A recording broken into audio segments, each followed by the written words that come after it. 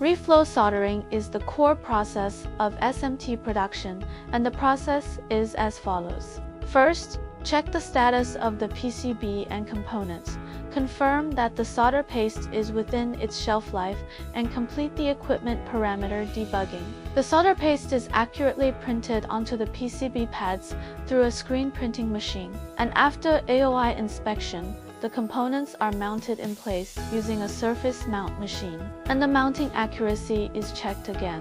Subsequently, the PCB enters the reflow soldering furnace. The preheating zone evaporates the solder paste solvent and uniformly heats it up. Activate the flux in the constant temperature zone to remove the oxide layer. The temperature in the reflow zone rises above the melting point of the solder paste, and the solder melts to complete the metallurgical connection. The solder in the cooling zone solidifies to form solder joints.